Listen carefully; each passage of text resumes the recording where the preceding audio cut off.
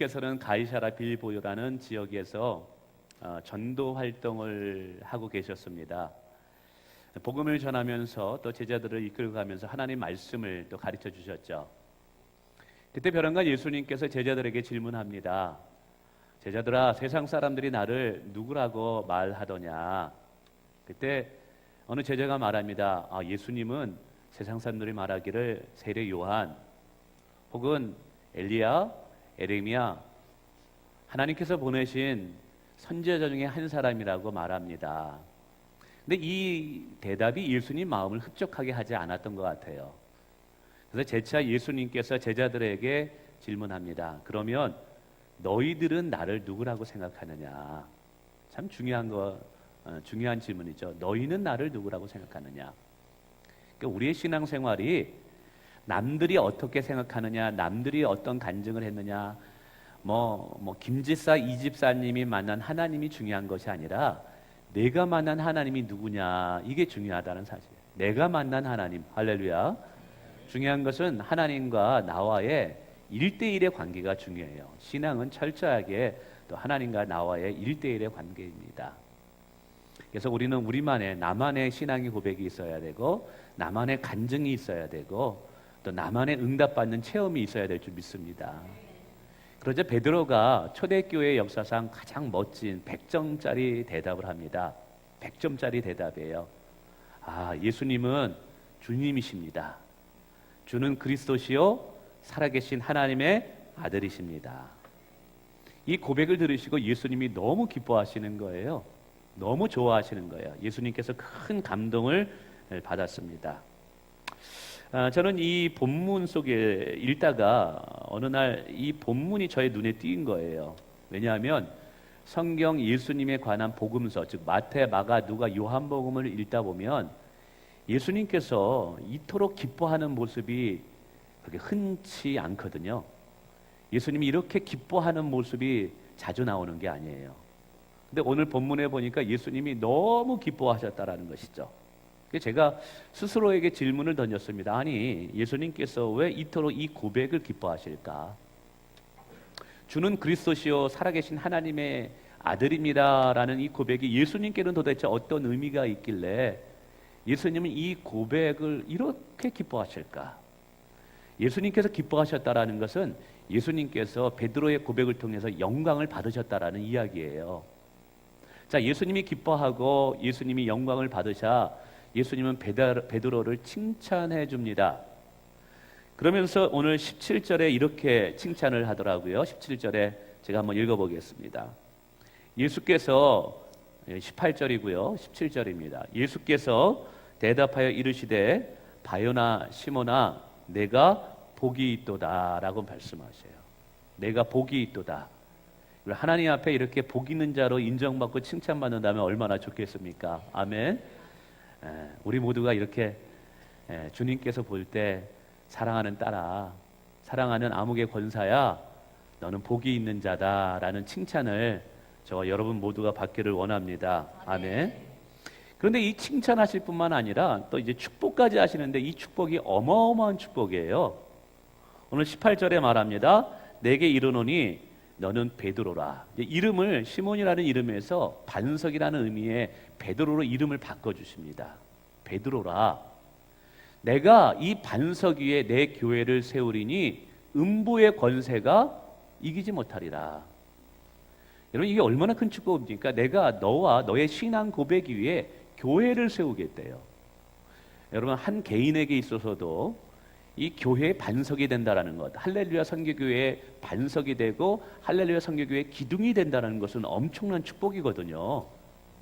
근데 이 한 교회가 아니라 오는 예수님이 재림할 때까지 모든 지상교회의 반석으로 베드로를 삼겠대요. 얼마나 큰 축복입니까? 예수님께서 이 고백을 들으시는 것이 얼마나 기뻤으면 이런 축복을 해주셨을까요? 뿐만 아니라 오늘 또 19절에 말합니다. 내가 천국의 열쇠를 내게 주겠대요. 천국의 열쇠를 내게 주는데 이 열쇠가 땅에서 무엇이든지 매면, 즉 땅에서 무엇이든지 묶으면 하늘에서도 묶여지는 일이 일어난다는 것이죠. 또 땅에서도 무엇이든지 풀면 하늘에서도 하나님 풀어주신다는 거예요. 특별히 이거 기도의 축복의 권세입니다. 기도를 가지고 어떤 사람의 인생을 축복하면 하나님께서 그 인생이 그대로 축복이 되게 만든다는 거예요. 이게 얼마나 큰 권세입니까?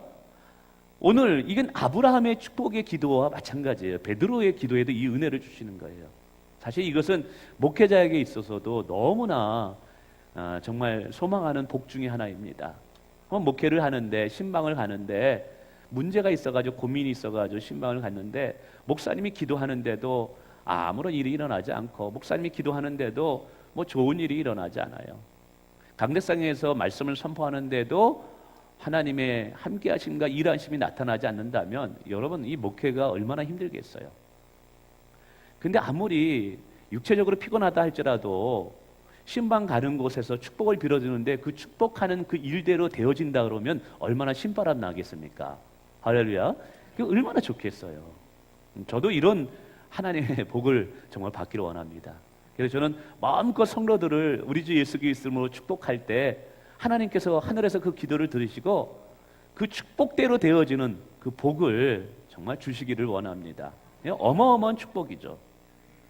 그래서 이 베드로는요 정말 예수님의 축복의 말씀대로 기독교 역사상 교회의 수장이 되고요 또 기독교 역사상 최고로 존경을 받는 인물이 되게 됩니다.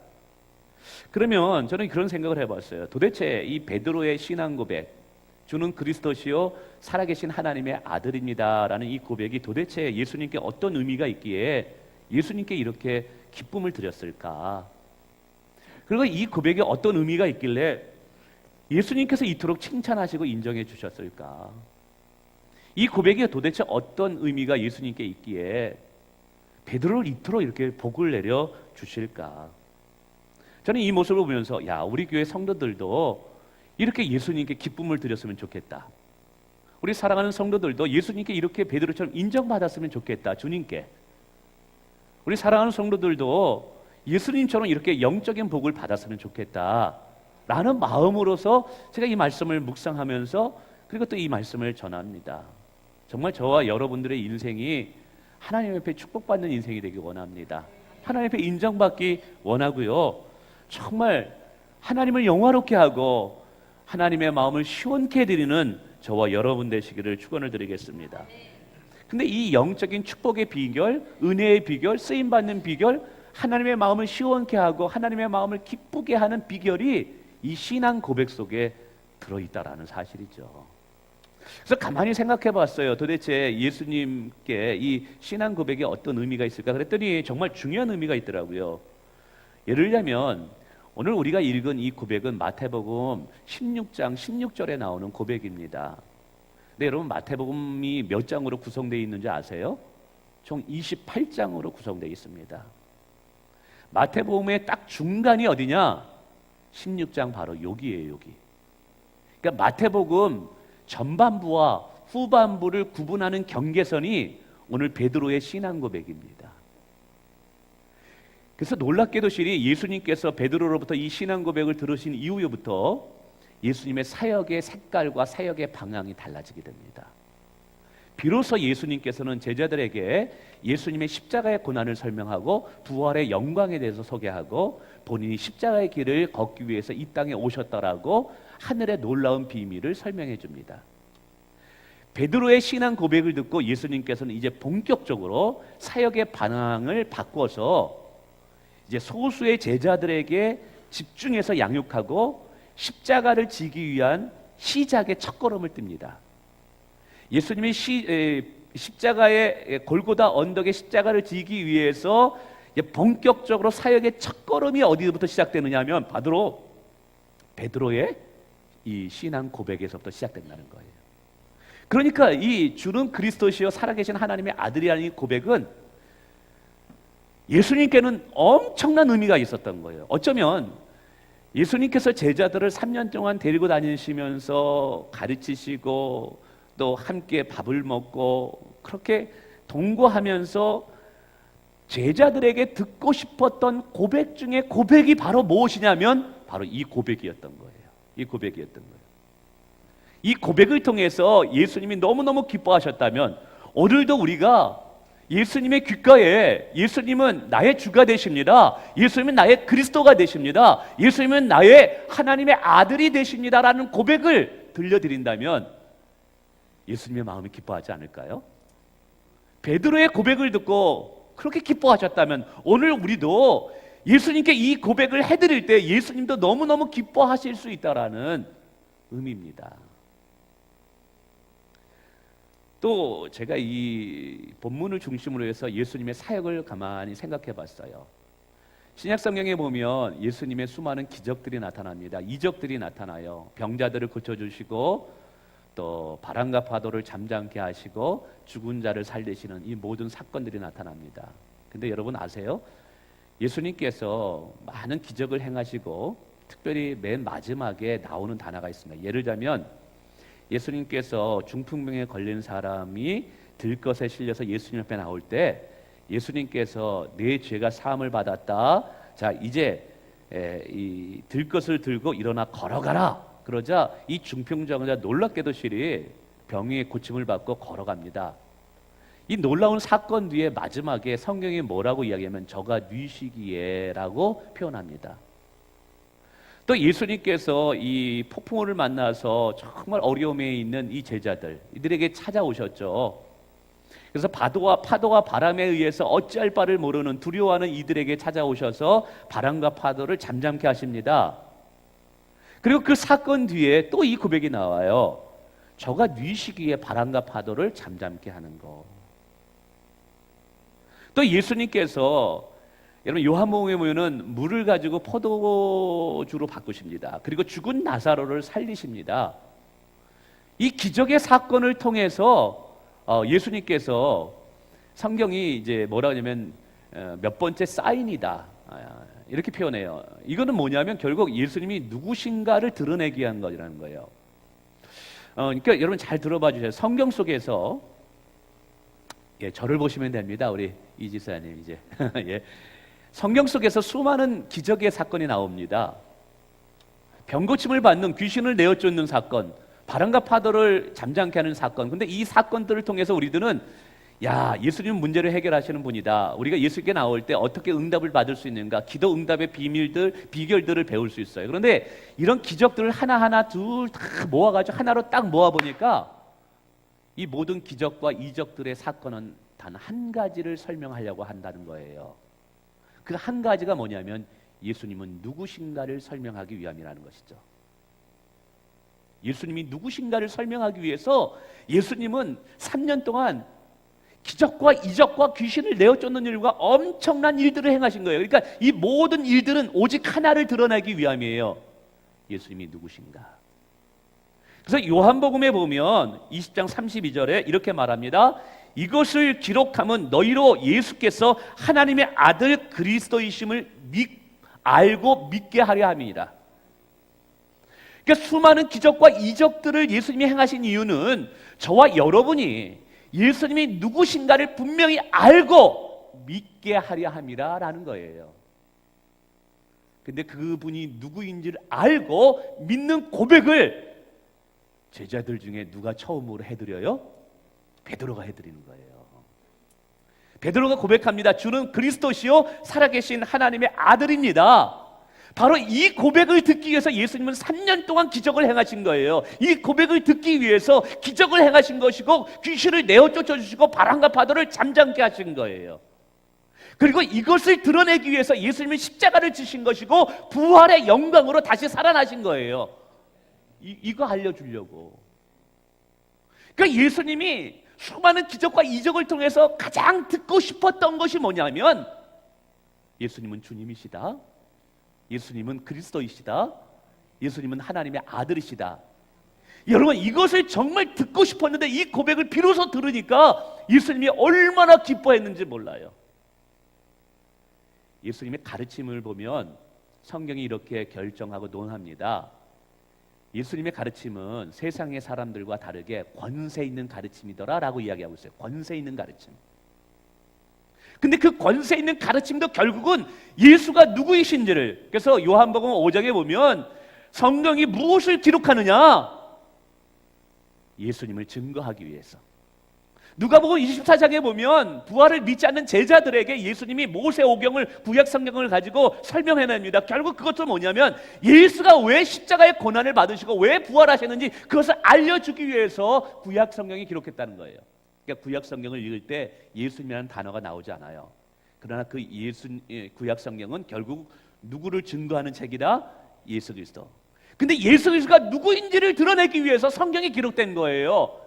예수는 주가 되시고 그리스도가 되시고 하나님의 아들 되심을 드러나기 위해서 성경이 기록됐다라는 거예요. 그러니까 이 이야기를 들었을 때 정말 예수님이 듣고 싶었던 이야기, 바로 그것을 들은 거예요. 종종 이게 남녀간의 사랑에서도요 그런 분들이 있더라고요. 이 사귀는 여자친구가 아니면 부인이 뭘 원하는지 모르고 본인이 좋아하고 본인이 생각하는 것만 냅다 해드리는 분들이 있어요. 그러면 여러분 번지수를 잘못 찾게 됩니다. 정말 지혜로운 사람은 뭐냐면 상대방이 뭘 원하느냐를 알고 그 등을 긁어주고 가라운 데를 긁어줄 수 있어야 돼요. 그게 지혜예요. 공부 잘하는 학생은요 그냥 해가지고 빨간 줄로 막 해가지고 나중에 뭐 몇 번 하다 보면 책인지 아니면 뭔지 이게 모르는 분들이 있어요. 학생들 있어요. 공부 잘하는 학생들은요 선생님이 뭘 원하는지를 포인트를 딱 알고 그것을 공부해요. 오늘 우리 신앙이 이걸 알아야 돼요. 주님이 우리에게 뭘 원하는지 여러분 이거에 포커스가 맞춰져야 돼요. 근데 주님이 오늘 우리에게 원하는 게 뭐예요? 베드로의 신앙 고백이라는 거예요. 결국 예수님의 사역, 예수님의 가르침, 예수님의 놀라운 기적과 이적들은 한 것으로 귀결된다는 것이죠. 그 최종 목적지가 뭡니까? 바로 이것을 알고 믿게 하려 함이에요. 예수님은 주가 되시고 그리스도가 되시고 하나님의 아들 되심을 우리로 하여금 알고 믿게 하려 함이라. 할렐루야. 여러분 예수님은 우리의 영원한 주가 되십니다. 예수님은 우리의 그리스도가 되십니다. 예수님은 하나님의 아들이 되십니다. 저는 그래서 그런 생각을 했어요. 베드로가 이 고백을 통해서 예수님의 마음이 그렇게 기뻐한 것처럼 오늘 제가 이 강대상에서 예수님은 주가 되십니다. 예수님은 그리스도가 되십니다. 예수님은 하나님의 아들이 되십니다. 이 고백을 하나님 보호자 우편에 계신 예수님께서 앉아서 이걸 들으실 거라고 저는 생각을 해요. 이 고백이 선포될 때, 교회에서 이것이 선포될 때, 설교 강대상에서 이것이 선포될 때 베드로의 고백을 듣고 마음이 흡족하고 기뻐한 것처럼 지금도 예수님이 기뻐하실 거라고 저는 믿어요. 자, 그러면 한번 생각해 봅시다. 예수님께 주, 그리스도, 하나님의 아들이 어떤 의미가 있길래 이게 도대체 왜 중요할까? 이게 중요하죠. 그 의미를 깨닫고 우리가 믿어야 될 거 아니겠습니까? 무조건 믿으면 안 되고 우리가 의미를 알고 배우고 성경을 배워야 되는 거예요. 그리고 우리 신앙생활이요 정말 그냥 친구 따라 강남 가듯이 교회 오고 내 고민이 그 문제가 있으니까 교회 가면 기도하면 응답되더라 하니까 오고 그거는 이제 어린아이 신앙이죠. 여러분 예수님이 그리스도시고 하나님의 아들인 것을 정말 분명한 이해와 그리고 그거에 대한 믿음과 신앙 고백이 없이 신앙생활하면 안고 없는 찐빵과도 똑같아요. 이 앞에 보니까는 화양시장에 보니까 저 지나갈 때마다 막 만두하고 찐빵을 팔더라고요. 그냥 김이 얼마나 모락모락 나가는지 갈 때마다 유혹이 돼요. 갈 때마다 한번 먹어봤으면 좋겠다. 그래서 제가 그 찐빵을 딱 사왔는데 맛있는 줄 알고 딱 열어봤더니 안에 앙꼬가 없어요. 그런 게 그게 찐빵입니까? 그럼 주인한테 가가지고 뭐라고 하겠죠. 여러분 기억하세요. 우리가 백날 신앙생활을 하고 수천만 원을 헌금을 해도 예수가 그리스도시고 하나님의 아들 되시고 나의 주가 된다라는 분명한 믿음과 이해와 신앙 고백이 없으면 여러분 우리는 앙꼬 없는 찐빵을 먹는 것과 똑같은 거예요. 자, 그럼 그 의미가 무엇인가를 생각해 봅시다. 첫 번째, 베드로가 말한다. 주는 그리스도시요 살아계신 하나님의 아들이다. 여기서 명사가 세 가지가 나옵니다. 첫째, 예수님은 주가 되신다. 두 번째, 예수님은 그리스도가 되신다. 세 번째, 예수님은 하나님의 아들이 되신다. 첫 번째, 예수님이 주가 되신다라는 거 한번 생각해 보시죠. 여러분, 예수님은 저와 여러분의 주님이 되십니다. 주님이 된다라는 것은 그분이 우리의 왕이 되신다라는 거예요. 여러분, 예수님이 여러분의 왕이 되십니까? 정말 예수님이 여러분의 왕이십니까? 그분이 나의 왕이 된다라는 것은 여러분 좀 거슬릴지 몰라도 여러분은 예수님의 종이 된다라는 거예요. 우리가 이 고백을 할 때 알고 고백해야 돼요. 함부로 고백하면 이게 안 돼요. 예수님이 나의 주인이 되고 예수님이 나의 왕이 된다는 건 내가 그분의 종이 된다는 거고요. 이것은 어떤 관계가 있냐면 로마 시대 때 이 종이라는 단어를 쓸 때는 반드시 세 가지가 전제가 돼야 돼요. 소유권이 없어요. 소유권. 생명권이 없어요. 거주권이 없어요. 무슨 말이냐? 우선 생명권이 없다라는 것부터 생각해 볼까요? 생명권이 없다라는 것은 생명이 주인의 손에 달렸다는 거예요. 그러니까 저와 여러분의 생명의 주인은 예수님이라는 걸 여러분 인정해야지 여러분이 예수님을 주님이라고 고백하는 것이 가짜 고백이 아니 될 수 있는 거예요. 여러분의 살고 죽음이 주님의 손에 달렸음을 여러분 인정합니까? 이래야지 진짜 예수님 나의 주가 되는 거예요. 그래서 바울이 말하죠. 사나 죽으나 내 안에서 그리스도가 존귀하게 되기를 원한다. 할렐루야. 정말입니다. 이래야지만 예수님이 나의 주인이 되는 거예요. 내 생명은 주님에 달려 있는 거예요. 두 번째는요, 소유권이에요. 종은 소유할 수가 없어요. 그 어떤 소유를 가지고 있어도 그 소유는 주인의 것입니다. 그래서 주인이 달라 그러면 언제든지 줄 수 있는 게 여러분 이게 종의 모습이에요. 그러니까 여러분 기억하셔야 돼요. 예수님을 내가 정말 주님으로 고백한다라는 것은 되게 무거운, 어떻게 보면 심각한 문제예요. 나의 건강 주님의 것입니다. 나의 물질 주님의 것입니다. 나의 자녀 주님의 것입니다. 현재 나의 지위 주님의 것입니다. 나의 지식 주님의 것입니다. 여러분 이게 고백이 돼야 되는 거예요. 뿐만 아니라 거주권이 없어요. 거주권은요, 종은요 자기 마음대로 여기저기 갈 수가 없어요. 주인이 가라 하면 가고 서라 하면 서야 되는 게 종이에요. 정말 예수님이 나의 주인이라고 고백한다면 우리의 인생은 어떻게 되냐? 내가 결정하면 안 되는 거예요. 내가 선택하면 안 되는 거예요. 주님이 나의 주인으로서 주님이 선택하게끔 돼야 돼요. 그래서 나의 선택권과 결정권과 나의 판단을 누구에게 맡길 수 있어야 된다는 거예요? 주님께 맡겨야 되는 거예요. 예수님께 맡길 수 있는 거예요. 그래서 예수님이 가라 하면 가야 되는 거고, 예수님이 서라 하면 서야 되는 것이고, 예수님이 하라 하면 해야 되는 거예요. 여러분 이것이 진정한 내 삶에 나타날 때 비로소 나는 예수님이 나의 주가 되신다는 고백이 거짓 고백이 되지 않는다는 사실이에요. 내가 하고 싶은 건 다 하고, 내가 선택한 것 주님과 상관없이 다 하고, 죄는 즐길 건 죄는 다 즐기고, 그러면서 예수님은 주님이십니다. 예수님이 그러죠. 너 뻥치지 마라. 이렇게 얘기한다 이 말이에요. 이 무게감을 아셔야 돼요, 우리가. 두 번째, 예수님은 그리스도가 되신다라는 거예요. 그리스도라는 것은 기름 부음 받은 자라는 거예요. 기름 부음 받은 자. 기름 부음을 받았다라는 것이 무엇입니까? 하나님께서 하나님의 뜻을 이루기 위해서 하나님께 보냄을 받은 자라는 거예요. 그런데 하나님의 뜻에 가장 중요한 뜻은 무엇이 있느냐?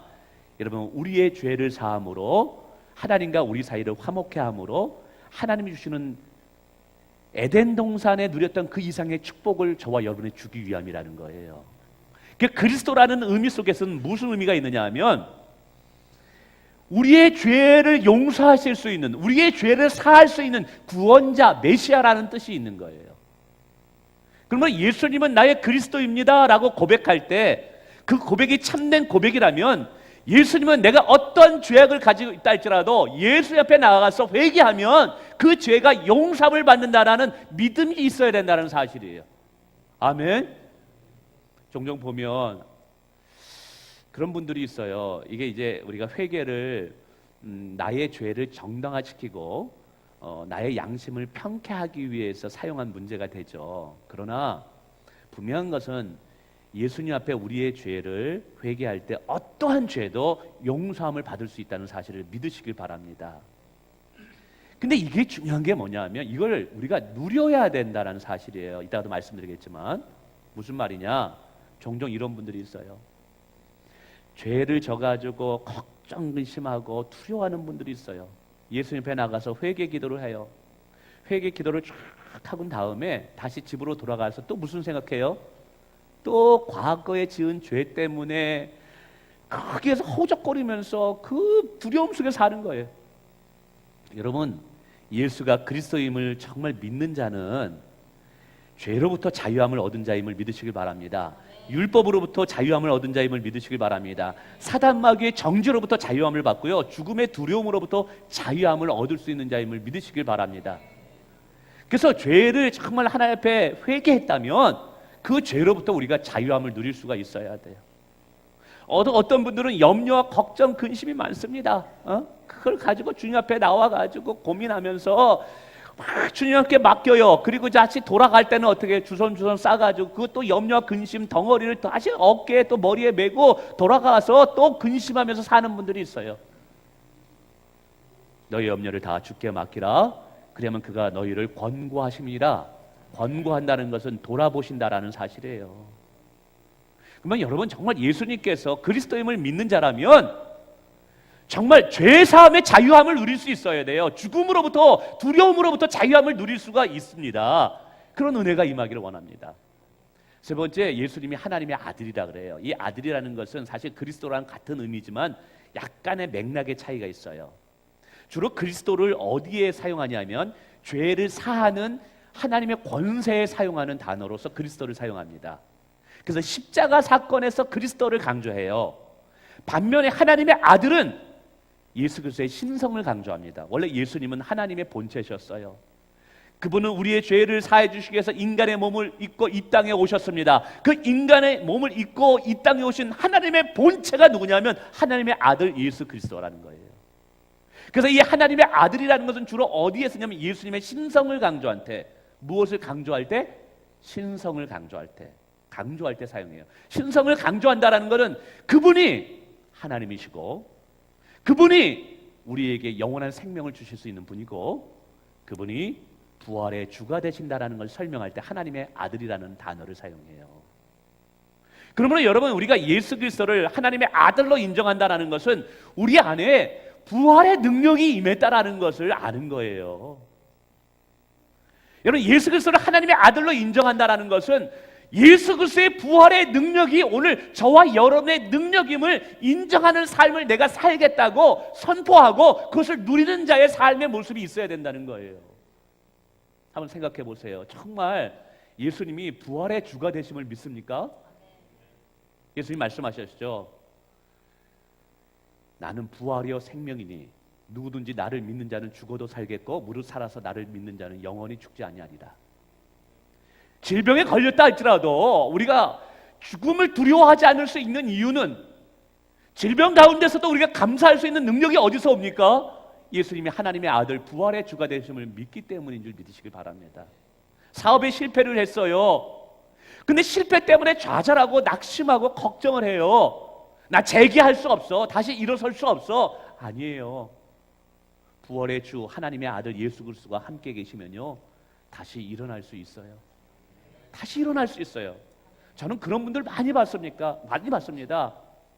그렇게 좌절하고 낙심하다 예수님 만나니까, 부활의 주를 만나니까 다시 시작하더라고요. 부활의 주를 만나니까 다시 일어서더라고요. 할렐루야. 여러분, 이게 중요한 거예요. 이게 중요한 거예요. 여러분, 복음은요, 성경 속에서 있는 이야기로 끝나는 게 아니에요. 예수님의 능력은 오늘 살아계신 예수님이기 때문에 오늘 나의 삶에서, 오늘 여기에서 우리가 누릴 수 있는 하나님의 능력임을 믿으시길 바랍니다. 그래서 예수님은 하나님의 아들로서 지금도 살아계시기 때문에 오늘 우리의 기도에 응답하시는 것이고, 오늘 우리의 삶을 인도해 가는 것이고, 우리의 삶을 지키실 수 있는 거예요. 그래서 오늘 예수 그리스도를 믿는 자들을 축복하셔서 우리의 인생이 좋은 일이 일어날 수 있는 거예요. 저는 가끔 그런 생각을 해요. 신앙은요, 체험이다. 신앙은 체험이다. 여러분, 체험이 있습니까? 경험이 있습니까? 죄사함의 체험을 내가 누리고 있어야 돼요. 거듭남의 확신이 우리 가운데 있어야 돼요. 죄사함의 자유함을 누리십니까? 그것을 위해서 내가 정말 감사하지 않을 수 없는 그 기쁨과 감격이 내 안에 있느냐 이 말이에요. 하나님, 예수님께서 하나님의 아들이 되셔서 정말 부활의 주가 되셔서 오늘도 부활의 권세와 능력이 오늘 나와 함께하고 있다. 그래서 세상의 그 어떤 것도, 사단 마귀도 결코 나를 쓰러뜨리거나 넘어뜨릴 수 없다라는 믿음의 배짱이 있어야 되는 줄 믿습니다. 이게 그래서 이게요, 우리 하나님께도 예수님께도 엄청난 기쁨이지만 오늘 우리에게도 엄청난 특권이고 권세라는 거예요. 저는 그러면서 이 말씀을 이렇게 좀 생각해 봅니다. 다시 한번 돌아옵시다. 자, 베드로가 차라리 이 고백을 통해서 예수님의 마음을 시원하게 해드리고 기뻐해 드렸다면 왜 오늘 우리도 못하겠어요? 오늘 우리도 예수님의 마음을 시원케 해드릴 수 있음을 믿습니다. 예수님을 영화롭게 할 수 있고 또 예수님께 칭찬받고 인정받을 수 있고요. 또 예수님으로부터 우리의 인생도 복을 받을 수 있는 인생이 될 수 있는 거예요.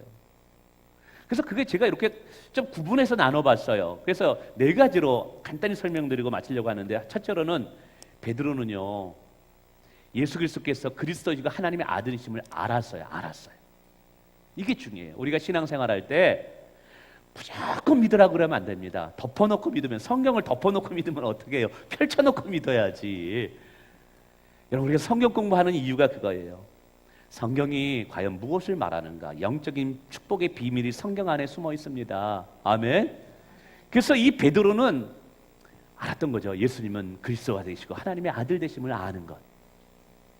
두 번째는 이제 그걸 믿었어요. 아들 되심을 믿었다. 우리의 신앙은 이제 지적인 부분에 먼저 동의가 되어져야 돼요. 머리로서 예수님이 누구신가를 알아야 돼요. 근데 여기서 끝나면 안 돼요. 이것이 우리 가슴으로 내려와야 돼요. 전인격적으로 들어와야 돼요. 이 정인격적으로 들어온다는 것을 우리가 믿는다라고 표현하고 있어요. 믿는다라는 것은 예수님과 나와의 인격적인 관계가 형성된다라는 거예요. 예수님과 관계가. 우리가 종종 이제 연예인을 볼 때가 있습니다. 저도 이제 여행을 하다 보면 연예인을 만나요. 그럼 너무 반가운 거예요. 그래가지고 연예인이다 그러면 왠지 오랫동안 알고 있는 사람처럼 다가가가지고 이제는 막 아는 체를 합니다. 근데 그 사람은 나를 뭐라 그래요? 처음 보는 사람이니까 되게 쑥스러워하고 어색해합니다. 아, 맞아. 내가 TV에서 봐서 알았지. 예. 그러니까 단순히 첫 번째 예수님을 안다라는 것은 TV를 통해서 아는 것과 같은 거예요. 그런데 그게 아니라 믿는다라는 것은 단순히 아는 것이 아니라 그 사람과 관계를 맺는다라는 거예요. 그래서 그 관계가 뭐냐면 믿음의 통로를 통해서 관계가 맺어지는 거예요. 그리고 그 믿음의 통로를 통해서 하나님의 축복이 내 안에 흘러 들어온다는 사실이에요. 여러분, 머리에서 아는 것이 우리의 믿음으로 들어오기를 축원을 드리겠습니다.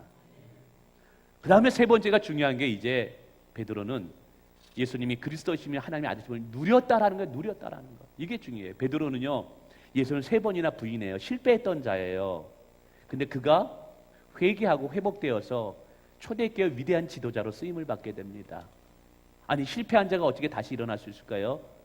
베드로의 후서를 보면요, 과거의 베드로의 실수 때문에, 잘못 때문에 현재의 베드로의 모습과 미래 베드로의 모습에 대해서 큰 영향력을 끼치질 않아요. 근데 종종 안타까운 분들이 있어요. 과거의 실수와 잘못이 현재의 축복과 미래의 축복을 가로막게 해서 거기서 헤어나지 못하는 분들이 계셔요. 그거는 누리는 것이 아니에요. 죄사함의 축복을 누리시길 바랍니다. 그러는 자는요, 과거의 실수와 잘못 때문에 미래의 축복을 함부로 놓치질 않는다는 사실이죠. 할렐루야. 그래서 여러분, 정말 우리가 아까도 말씀드린 복음의 이 축복을 누리는 자가 돼야 돼요. 죄사함의 축복을 누리는 자가 돼야 돼요. 머리로만 아는 것이 아니라, 야, 나 죄사함을 받았네. 얼마나 기쁜 일입니까? 예수님이 하나님의 아들 되시네. 부활의 능력이 나와 함께하고 계시네. 부활의 능력이 나를 보호하고 계시네. 할렐루야. 마지막 세 번째는요, 이걸 전하는 모습이 보여져요. 전하였다. 베드로가 이제 사도행전에 들어가면 안전뱅이를 고치시고요, 그리고 3,000명, 5,000명을 회개케 하고 돌아오게 합니다. 근데 그의 메시지를 들어보면 딱 하나예요. 예수가 그리스도이심을 선포하는 거예요. 부활의 주가 되시고 하나님의 아들 되심을 선포하는 거예요. 오늘 우리 교회는요, 우리 교회만 이 축복을 받아서는 안 돼요. 아직도 죄악 가운데 영원한 심판을 받고 지옥으로 떨어져갈 수많은 영혼들이 이 지역에 많이 살고 있습니다. 아직도 부활의 주를 만나지 못해서 방황하는 수많은 영혼들이 있고, 축복의 하나님, 사랑의 하나님을 알지 못해가지고 깨어져가는 얼마나 수많은 가정들이 있는지 몰라요. 저는 목회자로서 영적인 원리를 아는 사람으로서 분명히 선포하고 저는 감히 말할 수 있습니다. 그들의 문제가 무엇인지, 그들이 어떤 환경 속에든지 예수 그리스도만 만나면 다시 시작될 수 있다. 예수 그리스도를 만나면 새로운 인생을 살 수 있다. 예수 그리스도만 만나면 가정이 새롭게 은혜 가정, 천국 가정 될 수 있다라고 저는 믿어요. 요즘 복지국가 그래가지고 젊은이들에게 워낙 지금 24.4%더라고요. 이게 실업률이, 청년들이 어마어마한 거예요. 많은 청년들이 대학을 졸업하고 직장을 갖고 싶으나 갖지를 못해요. 뽑는 데가 없으니까. 그래서 정부에서 엄청난 돈을 투자합니다. 수조 원을 투자해가지고. 그래서 기업에서 청년을 뽑으면 1년에 1,000만 원, 1,200만 원 이상을 지원해 줍니다. 그런데도 뽑지를 않아요. 그러니까 막 돈을 막 쏟아붓니다. 근데 여러분, 우리 청년들이, 저는 그런 생각을 해요. 손에다가 돈을 쥐어준다고 해서 그들이 비전이 있고 그들이 소망이 가질까요? 아니라고 봐요. 저는 저의 인생의 경험을 보건대 예수 만나면 비전이 생기더라고요.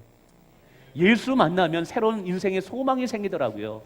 예수 만나니까 꿈이 생기더라고요.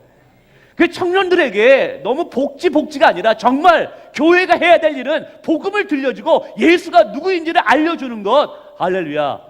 예수 만나면 인생이 바뀌어지더라는 거예요.